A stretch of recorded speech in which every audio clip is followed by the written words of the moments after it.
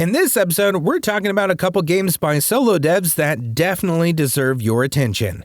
Plus, more amazing indies on this episode of Indie Game Arcade.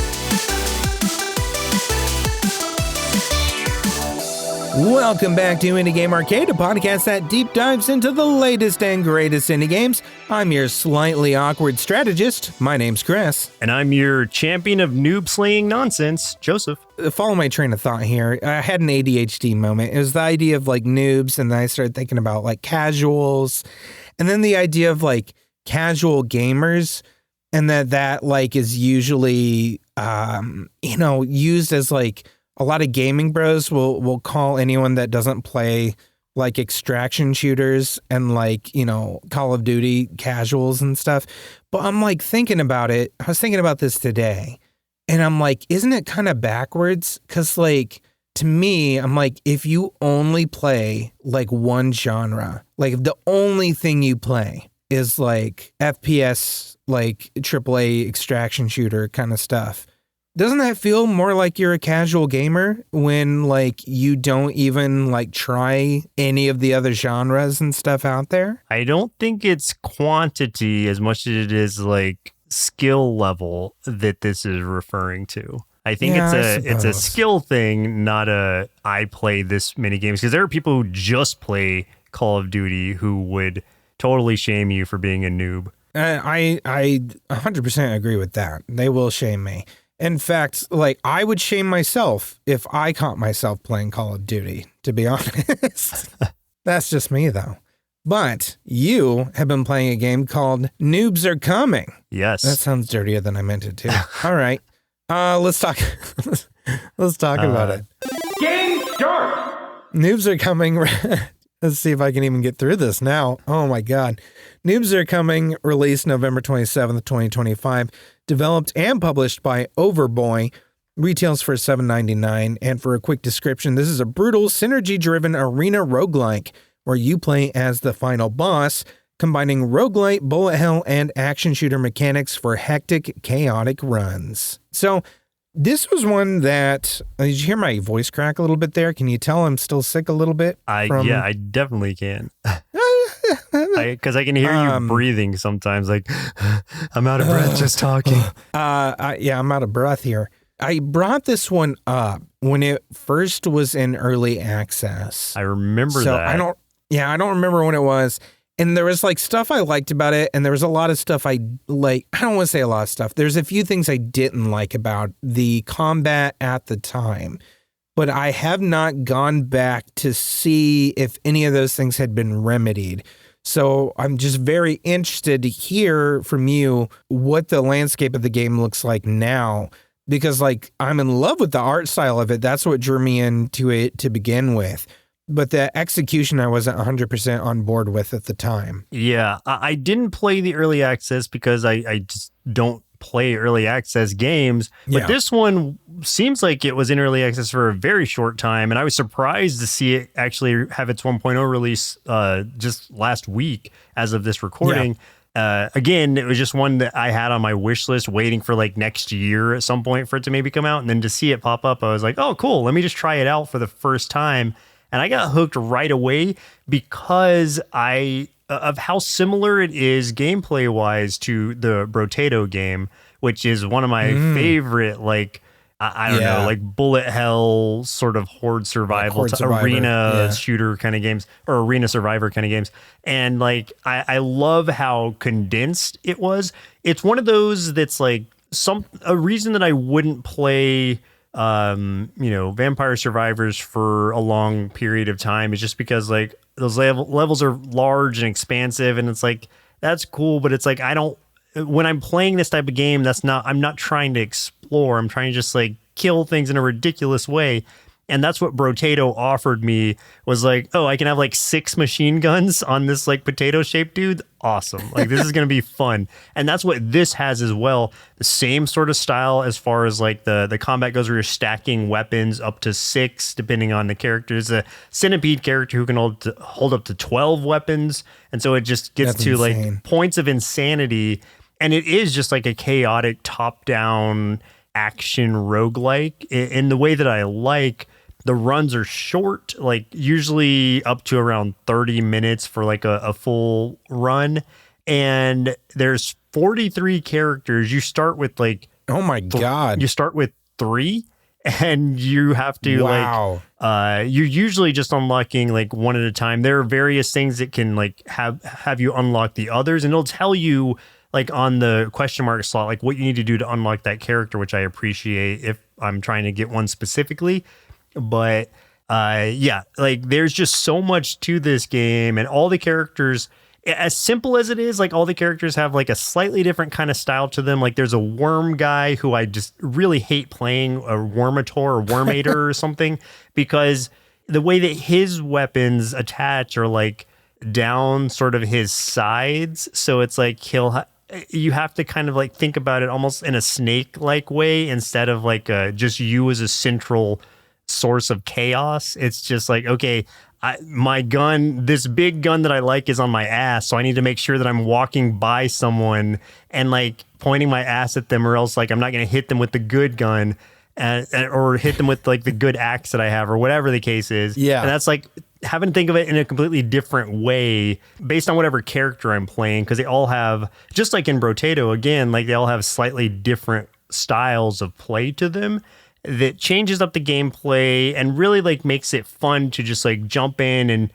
do like a round of it. And that often leads to like, okay, one more round, to where like I'm like 5 rounds in. But even then, it's like it hasn't taken me as long as it would in like a regular roguelike that's like an hour plus for runs. Since there's so many characters, what are the one, like for one, how many have you unlocked? And what are your favorite ones so far? Oh man, I think I've unlocked maybe 10 to 15 out of the 43. So not a ton. So there's still a lot for you to... There's still a lot, yeah. Yeah. Some of my favorite ones so far have been, okay, so a good run I had yesterday on difficulty 4. There are 5 difficulty levels, starting with 1, and like you're incentivized to like go up to the next levels, because some characters are only unlockable if you beat it with a certain character on a certain difficulty level. And some items and stuff are locked behind like difficulty 5, beating it with certain characters. So it's like there are things that will like lock you out of just trying to like unlock everything on easy mode, which I appreciate, of course. But one of the really good runs I had on difficulty 4 before I unlocked difficulty 5 yesterday was a Bigfoot character. All this Bigfoot character can do is equip kickable items, which are these like little balls that you can find. Like some are skulls, some are like these spiky balls, and they. So that's the only kind of weapon he can really. I mean, actually, I think he can equip other weapons, but he's strongest with those kickable ones, and that just ended up with me getting a ton.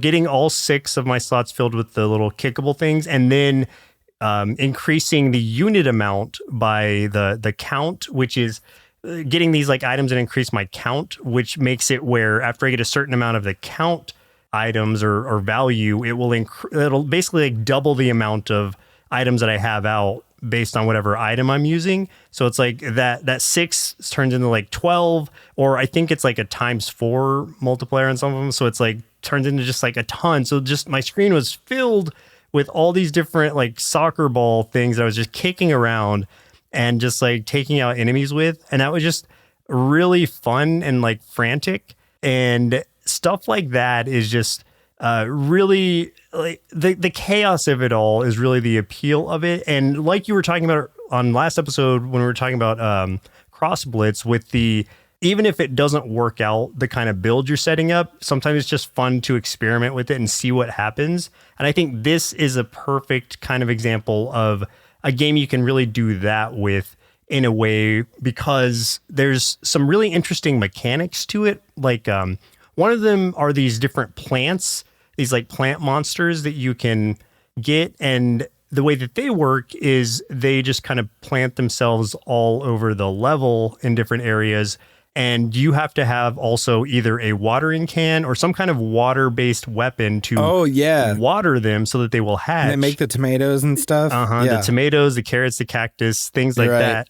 And so this can turn into, if you have like a really good watering can or multiple or something, this can turn into like complete chaos of you just being like a gardener from hell and like summoning all these units to assist you. And that's just a weird kind of style you can completely lean into. There are certain items that like really benefit that. There's one character who is like the summoner, and he benefits most from having like summonable like minion characters. So the more of those you pick up, the stronger he's going to be, and the stronger they're going to be. And so it's just like, even as simple as kind of the loop is and the art style is, it has like a really fun mechanic that you can get kind of lost in, as far as really setting up like a cool sort of fun, chaotic, build that you can go, that you can play through with. And they have capped it in a way where it's not, you never feel, well, not that you never feel overpowered. There were sometimes I did feel overpowered in the earlier difficulties, but like certain things like critical hit rate and dodge and shields. Like there are some games that you would let you take that all the way up to like 90% or something, to where you're like never getting hit or you're taking like no damage. They cap both of those out at 60% like max, which I appreciated, because it's like, okay, so you can't like break it from that aspect of being like unkillable. Right. And that doesn't mean that that's not still really good protection or really good dodge rate, but I had that really high dodge at one point and still got killed because it was like, well, I was just getting hit with a barrage of bullets, so I could not dodge all of those effectively. And so that's where it's like, they could have easily just let it go the other way and not cared about the, people breaking the game completely, but I appreciate that they didn't, and there are some kind of controls in place to make it still fun and a good challenge sometimes. One of my favorite aspects of this game, aside from like the art, when I was talking about that, because I do love this art style, the sense of humor of this game is very fun. And that's something I want to touch on real quick, especially because the idea is that like all of the enemies that, like, when you're talking about like enemies coming in and stuff like that, they're all heroes, have like varying levels, like almost like from like an MMO. Mm-hmm. And like they specifically reference World of Warcraft quite often with like some of the specific looks, like the armor sets and stuff some of them wear. And also like some of them will literally like the characters, they always have like some of them will have like nameplates over the top of them, like that look like, player names. Like I'm looking at a screenshot right now, like Respawn Lord or Wrecked Master, and, goofy things. But they will also like occasionally say things, and it's like a little chat bubble will pop up above them, like, a character that's typing a message. And you will definitely see a Leroy Jenkins pop up from time to time. And like that stuff just cracks me up. And I love that part of this game. Yeah, they super lean into that in a way it's a lot of fun to see it. As someone who played many an MMO in my time, like I'm familiar with that sort of like talk and the way that people talk about like need heals or like try to heal me this time, like a trash healer, things like that, where it's like, oh, this is like fun that it's like really leaning into that. You don't really notice it as you're playing when it gets like super hectic, but it's still there as like another layer of just like, funny kind of dialogue that's happening on top of all the chaos going on your screen. And you also have boss taunts that you are randomly spitting out too. There are actually items that like make you like taunt more. It doesn't do anything, but it's like the item like doubles the amount of taunting your boss is doing. So he's constantly like trash talking all the noobs who are coming in to slay you.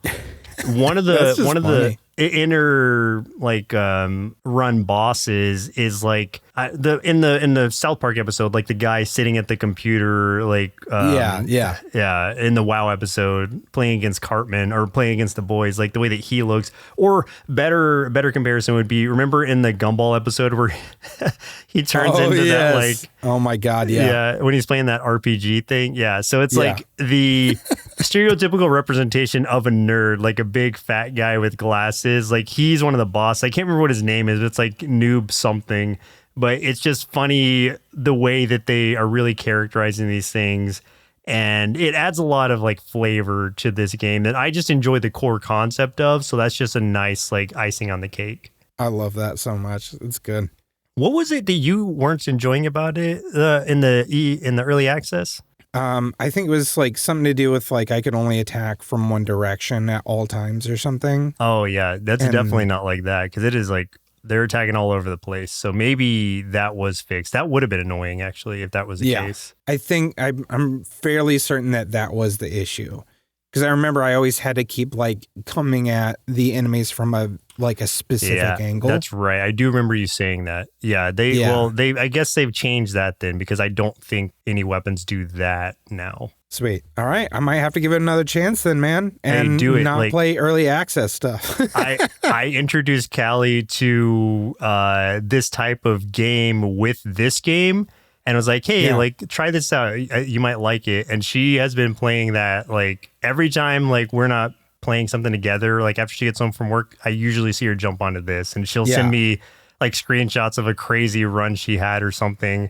And it's just funny to see, like, her, like, get super into it the way I did Brotato. And now I'm getting into this one. Yeah, I saw her playing it, like, right before we started recording. Yeah, I'm telling you, it's taken over. New game! Let's talk about our next game here, which is Superstar Strategy. Superstar Strategy released on November 28th, 2025, developed and published by Talburin Games. This is, once again, a solo dev, retails for $19.99, and for a quick description, this is a turn-based, grid-based tactics game focused on tight puzzle encounters where you command a small squad of specialists with positioning, terrain bonuses, and ability synergy without the need for grinding or stat bloat. Almost like in the way like I was talking about how CrossBlitz has a ton of stuff and a ton of features, this also has a ton of stuff going on, including a lot of different ways to play it too. Not just like the, solo play and stuff, but you also have local co-op. You also have versus scenarios where like you can like play against somebody else. And so like how this thing works is basically like as you go along the story, you're finding like new people that you're kind of recruiting to your cause and everything. And it is a really good story though. But like, yeah, you're constantly picking up new recruits and stuff so that you have a very large pool of characters that all have like different specializations and stuff. One thing I will say, though, is that, like, the moveset isn't super complicated for all of them. Like, they won't have more than 5 moves total. But because you are constantly picking up new people, there's always new characters to try, therefore new characters to level up. So it's like you're never quite out of things to do. There's, like, spots on the terrain that will give you more of an advantage or not. Or like spots that will help you maybe have more like movement or different bonuses and stuff like luck. When you get up to an enemy, you can choose like what you want to do, like what specific kind of attack you want to do, or if you want to shove them, like if they are up on top of like a little hill spot, which gives them more of an advantage against you, you can shove them off before you try to go to attack. You'll do your attack, you'll get into the combat scenario thing, like where it brings up the 2 squares where like both characters are kind of facing off against each other. That part like is sort of the auto battle, but it will roll like some dice, and those dice will determine like if there's a crit, if there's like a block, those kinds of things. So like getting those like little bits of luck and stuff will definitely like aid you in that as well. I did actually play this game and I had forgotten about the dice part, but I really like that because you kind of know whether or not you have an advantage when it comes to a battle or Yeah. an opportunity to just block the entire hit. I appreciate that there is that kind of dice roll randomness to it that is adaptable to kind of your what you're doing and where you're placing yourself in those spots that you were talking about, like ones that add like extra shielding or extra attack or whatever. So a lot of like this game is deceptive, like looks deceptively simple as far as like the outward appearance goes, but there are some really conceptually cool and well executed things in here that I just haven't really seen done in other RPGs, or at least not in a way that's been like this straightforward, but also has the ability to add complexity to it. And I just think like it really kudos to this solo dev, if it was a solo dev, or just this team in general for making this, because I was really entranced by even the short amount of that I played. I played like through the whole tutorial of it, I believe, and that was good for me to get an understanding of like, okay, what all of this stuff means, what all can I do, and just like how can these characters kind of work together. And there's some really cool synergies even in the early tutorials that I was able to kind of see being executed. So I can only imagine the cool stuff you can kind of experiment with when you have just a big, like a huge amount of characters that are coming your way that you can recruit.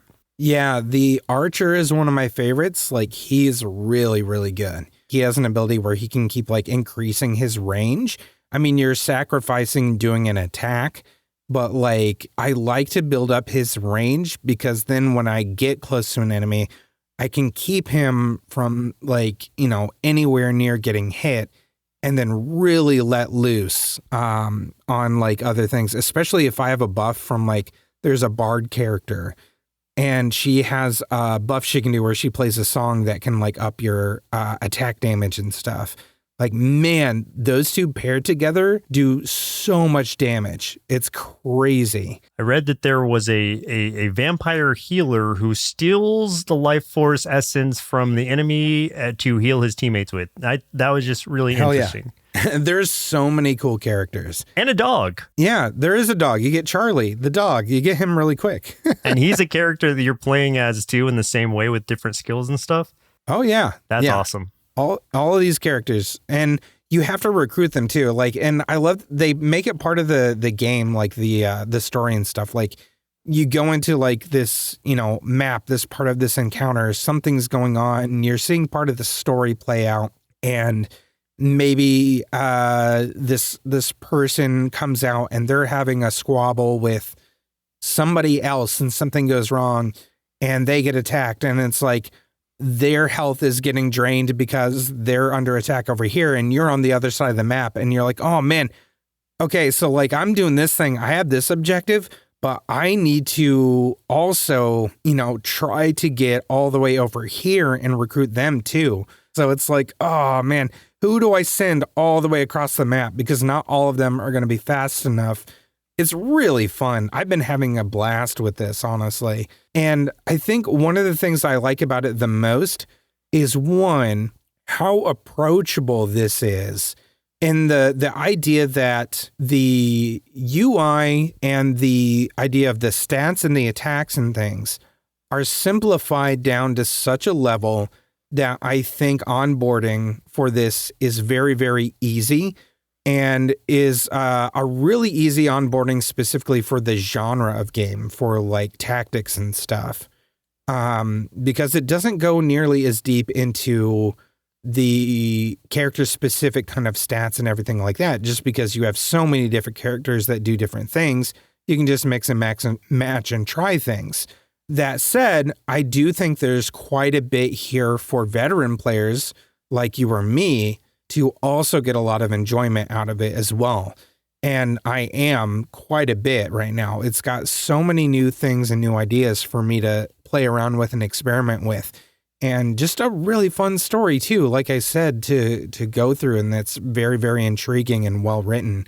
Plus I love the artwork. Like, I think the art's fantastic, and I'm just kind of blown away that a solo developer did do this. Do you know how long the game is? Like how long the campaign is?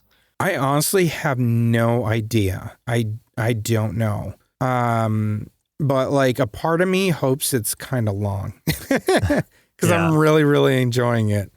Yeah, but I don't know. I kind of wish, and this isn't a complaint, this is just like I wish that it had a roguelike mode or just some kind of like free roam, something more that you could do like with a random assortment of characters. I know you said you can like battle other people. What else did you say? I know there were a few things you said you could do game mode wise. Yeah, they've got like local co-op, so you can do the campaign together.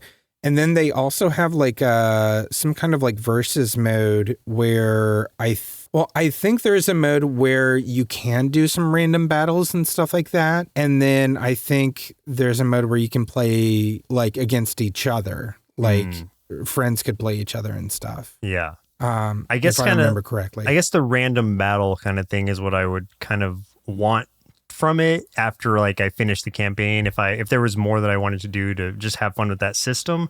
So yeah, I don't know what level of that there is, but it's something that I would want if it's not already there. And here's one thing that I did want to mention real quick, and it's a slight pivot before we move on. I can tell what he's done is he's basically reusing a lot of those assets to build another game called Steelbreakers. And I'm just going to read the description here. I might paraphrase a little bit, but it says this is a fast top-down fighter for 1 to 4 players where you select your arsenal, hack and slash, and shoot your way to victory in competitive, cooperative, and solo modes. You fend off waves of monsters, defeat your rivals, or work together to explore dungeons and become the ultimate hero. Yeah, it looks like it is more of a real-time thing, like an action game, not a turn-based tactics thing. Yeah. But cool that he is still using similar assets. Yeah, I think that's just really smart. Like, you spend so much time, like, creating one game, and then it looks like he's been building this one in tandem with it, using the same assets. And I'm like, that's pretty smart. Yeah, what is that? Was it Four Swords, that Legend of Zelda game? Oh, yeah. Yeah. Yep. So that's what it's kind of giving me like hints of. I'm sure this is much more fast paced, and it seems like you can fight each other in this, which I don't think you could do in Four Swords, but this one maybe a little bit more chaotic, but the same sort of energy. Even those bushes kind of remind me of the Legend of Zelda bushes, at least from Link to the Past. Power up! Hey, if you're enjoying this episode so far, do us a favor, throw us a like, a follow, share the episode of the podcast with folks who love indie games so we can get more of these game recommendations out there and support indie game devs. We also have our YouTube channel at youtube.com/nerdsloth, where you can catch us playing more indie games or check out our top 5 and top 10 series for even more indie game recommendations, because we believe there's an indie game out there for everyone. Combo! Let's talk about some other indie games that we've been playing this week. This game has the longest name of a game I've ever seen in my entire life.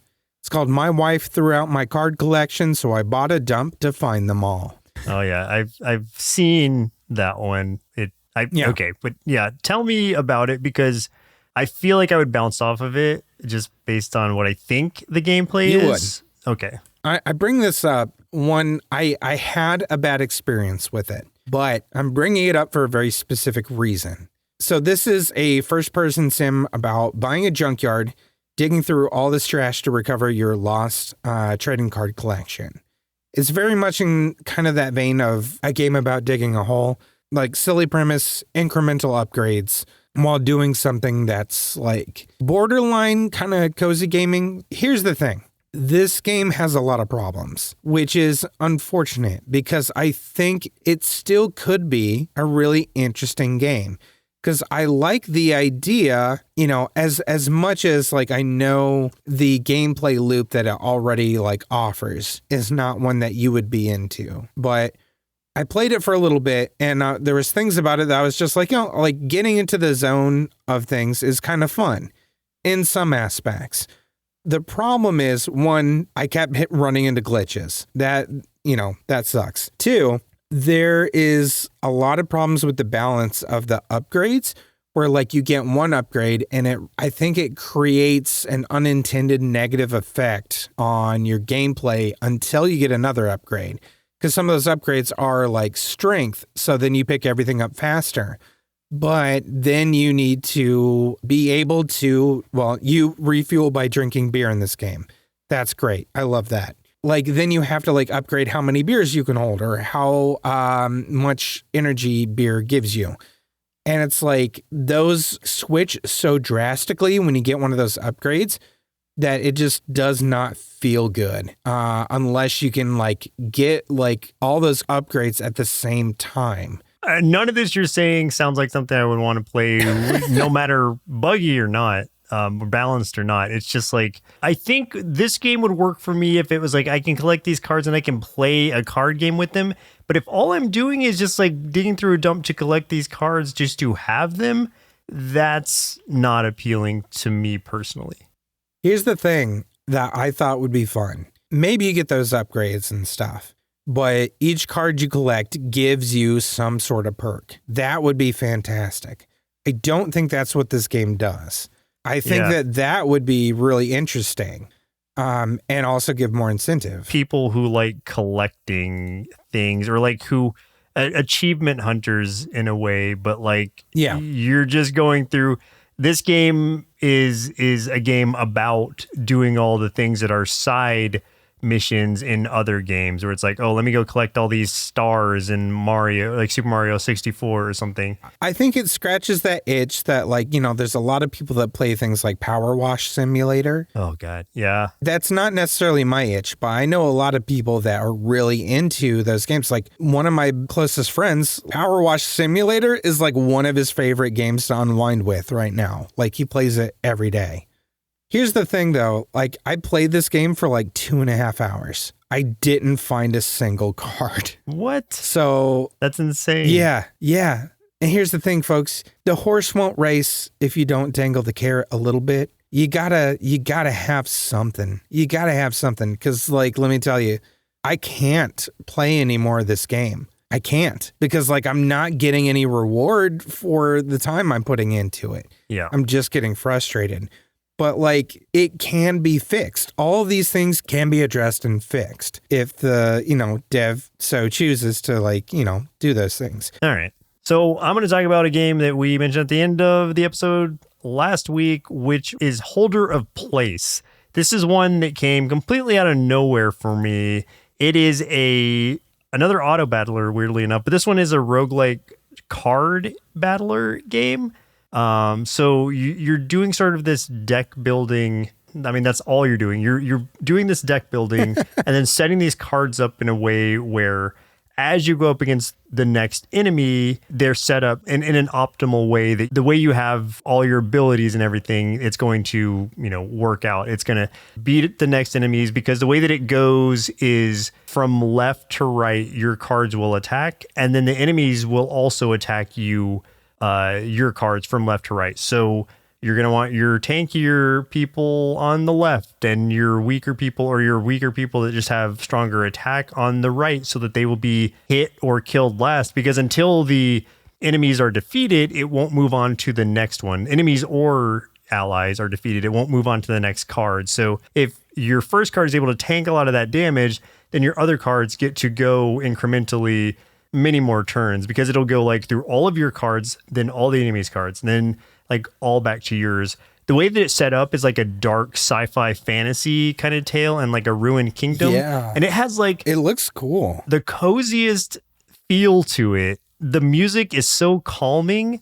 That's so weird. It's in opposition, not in opposition. It works, like it fits the tone, but it's like, it just feels like a much cozier soundtrack than I would have expected for like how intense some of these fights can get. And I just found myself like really enjoying kind of going run after run and seeing just how I fare against at the end, you're fighting just some like giant like dragon. And the way that that's laid out in a set of cards is like the different parts of this like strange looking dragon will be like splayed out as different cards that are attacking you. And so far I have unlocked all the characters. Like just before we started recording, actually, I finished a run that was really challenging for me at the time, because just like with any roguelike, there's these difficulty modifiers you can put onto your runs, and they go up to, I don't know what level they go all the way up to, but it's like 0.5 difficulty, and then something random like 3.95 difficulty or whatever. It seems like the cards on the right, because you're choosing like those different modifiers out of these random set of like cards that have different modifiers on them. So it's like the 3.95 one or whatever that I found, because I had to beat it on that difficulty level to unlock the final character on a difficulty level or a challenge level of 3 or higher. And so this was one that I chose, and I was able to do it, but it also added something that made, what was it? It was like my ally on the very left and on the very right could attack. So all the other cards in between were not able to attack. So that was where it was like, okay, I have to figure out a way to build these cards, because there's not a deck technically. You're just, only the cards that are out there are what's being used. So I need to find a way to position them to where the one on the very end of both sides are able to just do the job completely by themselves if I want to beat this challenge mode and unlock this last character. And the way that I did it was cool, because I was able to pick up a character who his whole thing was like, okay, he gains attack power by every new ally you recruit or you bring onto the table, onto your cards. He will steal 2 attack from them. So they'll have like usually nothing, but he'll have 2 more. So it's like I kind of just had to keep bringing in. And since my middle people couldn't attack anyway, I was like, okay, this is fine if I just like keep throwing these ones with no attack in the middle, because they're not doing anything anyway. And this guy's getting stronger as we go. And then I got a cool modifier for my guy on the left that was like at the beginning of the battle or each battle, he will adapt the highest attack power for him, the highest attack power in your team for himself as well. So by the end of like that run, both of them were attacking for like 20 apiece, and the guy on the right had another modifier I found that let him attack twice in a turn. So he was almost able to just do it by himself. And it just felt like super rewarding to have gotten all that set up. It's hard to describe exactly how it works, but like think about it as you're collecting these cards. Like it's not a deck builder, so you're not drawing them out or anything. It starts out with you only have 5 slots that you can fill. And so if you wanted to get recruit a new ally or something, you would have to basically replace one that was already there. And after you beat these certain bosses or like mini bosses, then you can unlock a new slot. So you can get, I don't know, probably up to a pretty large amount. But by the end of like your basic runs, you usually get up to like 7 to 8 slots or so. So you've got room for a bunch of different cards, but you're always having to make a choice of what do I need and what cards would be best here to really help my build that I'm kind of going for, if I even have a build that I'm going for, or am I just adapting as I go? That's usually what the case is. I think this is one that if you have any kind of like enjoyment out of tactical, like card-based games, this is one that even if you've never heard of it, I think is worth checking out. It also is bundling with Menace from the Deep and Star Invaders. What game is it? Yeah. So it's like, if you like those games, if you like deck building games, though this is not a deck builder, you are building out your tactical lineup of cards. And I found a lot of enjoyment out of it. And even though I have unlocked all the characters and beaten that really challenging mode, I've only gotten like, I think 2 of the achievements out of 11. So like there's more that I can dive into. I've enjoyed the run so far. I encourage you to give it a try too. I think you'd really like it. Yeah, I'm going to have to give it a shot. I'm like very intrigued by the art style of it too, because it feels a little bit like Dark Souls meets Destiny. Yeah. In a weird way. And like that is just so weird, like to say out loud, but it really works. Like this looks cool as hell. But yeah, the way you're describing it, it sounds really, really fun. Just hearing me describe it, and even if you just watch like a basic gameplay video of it, it'll probably look like complete nonsense. But I promise you, like if you just start playing it, like the first tutorial or whatever, you'll be like, okay, now I understand. And once you understand it conceptually, it all just starts to feel so good. And once you find these cool cards that complement each other, like, oh shit, this is gonna be awesome. So it's one of those, it's like, it would be really hard to sell to somebody who hadn't played it before, like it is now. But I promise you that like, it's got its own like really rewarding system to it that does feel like a lot of fun, and it never feels horrible to lose either, especially because of how calming the music is. It's just like, oh darn, let me move on to the next one. Like I haven't found myself like getting like infuriated by it. It's just like, dang, okay, well that didn't work, let me try something else. Absolutely worth playing. And it's like $8 right now. Same publisher has Become the Moon. Oh, so man. So it's Alibi Games is the publisher. That might be a publisher to keep an eye on in the future, because those were both very interesting and very different types of card battler games. 100%. And Become the Moon was one that like I did have some issues with because of just how it felt like completely unforgiving sometimes, and like there's just like nothing you could do to like make your deck adapt to the situation. But you're very love-hate. I was, but I still played like a lot of hours of it because it was one of those that I wanted to beat almost like out of spite. You became like, the moon. No, I'm gonna beat you. I'm gonna become the moon. And I think this holder of place is a lot less punishing than that one is, for sure. Nice. I'll give that a shot then. I don't want to be punished. Final round. Let's do our lightning round of a few other indie games we want to talk about. I'm just going to mention 2 demos real quick. These are not games that have released yet, but 2 demos that we were sent from the developers. The first one is called Insider Trading. This is a roguelike deck builder where you battle against and manipulate the stock market. So one thing that like he wanted to say right away, he's like, this is not a trading sim. This is not a stock trading sim by any means. It just like has the veneer of you messing with the stock market, but this is 100% a roguelike deck builder. So I'm very interested in it, and like looking at it, I really like the imagery of it all. And it's like all looks like it takes place through like a computer screen and everything with like really vibrant colors and stuff, like almost like an old 80s kind of computer or something. I'm really interested to see how that plays out. I wonder if it's like trading in the same way that Ballistro is to poker. That's kind of what I was like wondering as well, if it'll be something like that. Really loving how it looks and everything. So I'll report back once I get a chance to play. Yeah, cool concept though. Yeah, I love that. The other one I want to mention was another one that was sent to us by the dev, which is called Acceptable Losses. You sent it to me based on us talking about that Other Papers, Please Like, which was 1998, a toll booth story. Basically, this one is a World War I choices matter resource management game where the resources are, people whose lives that you learn about, and then you have to assign them to both like mundane or extremely dangerous tasks, which might end up in their death while you sit at the comfort of your own desk. So it seems like it'll be a game that's like very big in like a lesson in empathy and also like the horrifying thought process of military decision making.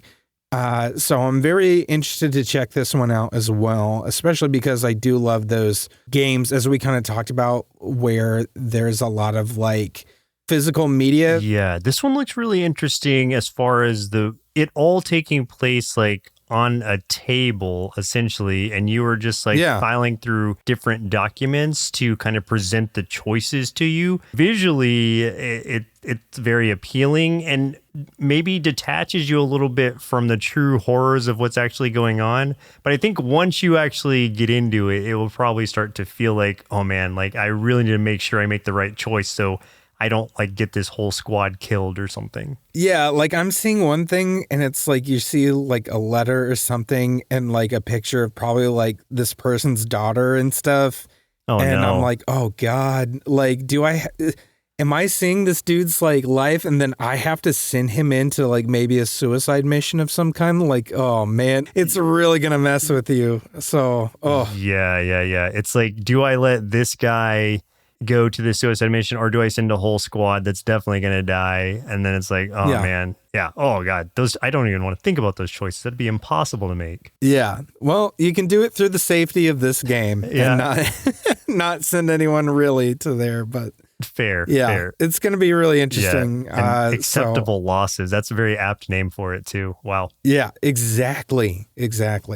So yeah, I'm going to try both of those games and report back. Yeah, I'm very curious. I guess the only one I really wanted to mention because, oh gosh, there's been so much coming out and so much that I've been trying to play that I have bought games that I just have not been able to even play yet. One I wanted to talk about this week is Anode Heart Layer Null, which is... Oh yeah, I saw you bought that. Yeah, so that's like a follow-up, but more of a card game focused version of Anode Heart, which came out in 2023, I believe, and that was more of a creature collector, but also like a lighter card game. I think this leans heavier on the card game side of that, even though it's in the same kind of world. So I was just curious about that, and it was on sale with something else, and so I just wanted to just like kind of blind buy it. I have the original Anode Heart, and I played some of it, but I haven't beaten it or anything. And so this one, I just love card games. So I just wanted to jump in and see how it was. It's set in like this futuristic digital world. So similar to, if you want to think about like Digimon or something, it'd be like that, where the creatures aren't as like direct as like Pokemon type things. As you're collecting these creatures, that's what you're setting up as your little deck. And even the cards are very small and like simple looking. So I'm just curious to see like how that whole system works. And it's gotten very positive reviews so far. One that I don't have and I wanted to talk about because I'm probably going to get it. And I want you to look at this too, because I think you'd get really into it as well. Frostbound. Have you heard about this one? Frostbound. It sounds familiar. I'll have to look. I downloaded the demo of it, but I haven't gotten to try it yet. But it just looks super like something I would be absolutely into as a roguelike deck builder. And the way that it's set up is like, oh yeah, it's almost like you are an army of your cards like pushing against the other side, trying to, you're both kind of like in a tug of war type battle, trying to like claim more of the battlefield. And I just think, just like we were talking about with a Cross Blitz, how it's got that like tactically placing your cards in certain areas. Yeah, the grid and grid. And this one seems like that to like the nth degree, where it's like, oh, there's so many rows or columns I need to be paying attention to. How can I effectively do this? But it seems just like really visually interesting, the way that it's playing it out like an actual battlefield, even though it's just your cards that are being placed there. And I am, if nothing else, intrigued by the look of it, and visually it's very appealing, even just with the aesthetics of it. It's like you're in some kind of like endless winter situation. It looks almost like high fantasy sort of, where it's like, knights and magic mixed together and everything, like medieval high fantasy. Yeah. So that's right up my alley as far as the genre goes. And being a roguelike deck builder, obviously I love those. So it's probably going to be on sale with something else that I already own. I'm going to actually look right now. So this is one that I am sure I will pick up, but I do want to try the demo first because I've bought in so many games lately that I just need to slow down. That's not to say I'm not going to buy this one, but I need to make sure I'm absolutely sold on it before I do. So it doesn't just become another game I mention in a couple weeks that I haven't gotten to play, but I have. Yeah, I've kind of been doing the same thing, and I'm in the same boat. I did pick up a few other games as well that are not Joseph games, but I'll mention them. One of them is Without a Dawn, which is a psychological horror game, visual novel that just looks really interesting. Has a lot of really interesting, like 1-bit kind of style animation to it. But the reason I got it, one, because I just like psychological horror, two, because it was done by the developer that did the Distraint games, and I really love Distraint. I was just kind of like getting newer games that came out this past year that I had missed that were like on really, really good sales. I also got Assemble with Care, which is, I guess, kind of like a puzzle game sort of thing, but it's like a casual little relaxing thing. You're basically like looking at these old items and stuff like that, and you're cleaning them up, putting them back together, like repairing them. And it's like, just a short, simple, cozy little thing. Like maybe it's like an old tape deck or camera or pocket watch or something like that you're restoring and putting back together. But yeah, it's just something real simple and relaxing there. But anyways, yeah, I'm in the same boat. Now, I see this one is using some AI art actually now that I look down at this. So that I'm glad I didn't buy it right away because that will turn me off of purchasing that. That's unfortunate. That is unfortunate. Stop using AI, folks. Just stop. It's not that hard. To some games' credits, I don't remember which one, but there was one that we were talking about today or in the last episode that used AI, but it did it it described it in a way that felt acceptable to me, where it was like it was used for some of the initial music concepts, but then those were and then replaced by the actual musicians with that concept as an idea, so sort of like a storyboard of that. And then they went on to say, like, in the next like paragraph, like all of the art was done by hand, that we can assure you of. All like the visual good. Art, no visual AI thing was used. So it's like, okay, if you're that specific about it, then I can accept that as far as AI generated. So I wouldn't filter out all things that are using AI generation. It just depends on the usage of it. And if it's used in your final product and as art and or voice acting, like we saw in some games, then it's like that just feels icky to me. And because you literally are taking somebody's job doing that. Yeah, if it's in the final product and you're selling it, that sucks. That really blows. Prototyping, that doesn't really bug me because like the intention is for that to be replaced by somebody that can get paid for doing the work. So yeah. So definitely slippery slope, but I think like we're pretty clear and have been, at least on our stances on it. The only problem being both of us are AI. So true. Our entire podcast is AI, by the way. Yeah, exactly. I have been accused of being AI so many times. Like my voice, it boggles my mind. Do you not hear the phlegm in my throat through this episode? Good Lord. It's like they must have programmed this AI to sound sick today. Very clever. Sounds so gross. The amount of times I've had to edit clearing my throat out of this episode is anyways. Game over. If you had a good time listening to this episode, stick around for the bumper so you can learn how you can support the show and all the things we do here at Sloth Creative, because we aren't AI. You can also check the show notes for our link tree, which will take you to our social media, Discord, merch store, and all the other cool things. But get in touch with us and let us know what indie games you're playing. We would love to know. And then that way, you are helping us elevate these games so we can help support those indie game devs. That's game over for us. My name's Chris. I'm Joseph. And we'll continue on the next episode. Continue. Indie Game Arcade is recorded and produced by Sloth Creative. If you're looking for more gaming content, head over to youtube.com/nerdsloth for indie game let's plays and recommendations. If you'd like to support the show, head over to patreon.com/nerdsloth, where you can select a pledge and receive access to hundreds of hours of bonus content from everything at Sloth Creative. If you're an indie game developer and would like us to review your game or explore other opportunities, send an email to nerdslothcreative@gmail.com with the subject line Indie Game Arcade. Thanks for listening, and keep supporting indie game devs.